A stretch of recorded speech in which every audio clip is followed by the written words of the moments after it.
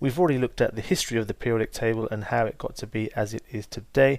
We looked at the modern version of the periodic table, and what we're going to do now is we're going to start looking at specific features of a couple of different groups.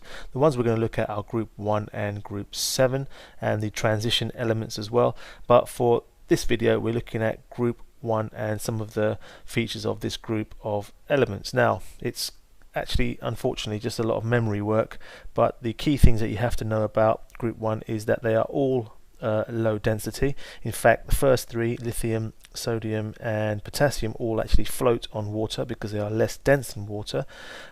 They react with non-metals to form ionic compounds. We've looked at this before in previous videos, but all of these metals will produce an ion that has a +1 charge. So lithium will produce an ion that has a +1 charge, and sodium, and so on and so forth, and they can react with other non-metals to form ionic compounds, something we've looked at in detail before. They react with water to release hydrogen, and that hydrogen sometimes can catch fire if the metal is reactive enough.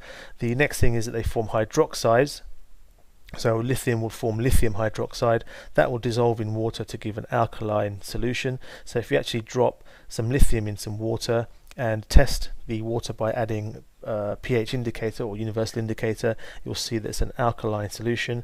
The next thing is that further down the group you go, the more reactive the element and the lower the melting and boiling point. Now this is quite an interesting thing to look at, the fact that they are more reactive. You may have actually seen these demonstrated in class, and if you look, if we put some lithium in water, first thing you notice is that it floats because it's got a low density, but you might also see it fizzing around and actually moving around the surface of the water as it fizzes and slowly reacts with the water. Now we said the more reactive, the further down you go, the more reactive. So if we look at the next element, sodium, you'll actually find it's got a slightly more violent or vigorous reaction. This actually can catch fire. It actually produces a bit of a purple flame, and again that zips around and moves around the surface of the water with its flame there.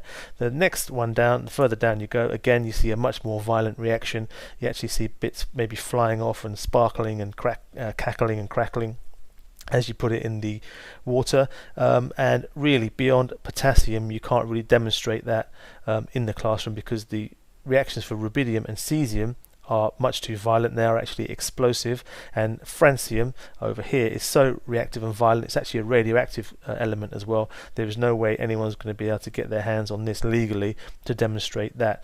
Now, just to have a look at these two, in fact, rubidium and cesium, I've put a link in the description of the video to a Brainiac video that actually shows rubidium and cesium being put in a bathtub, and you can actually see how explosive these elements are. So just click on that link to see those two reactions. It's quite a lot of fun to watch those.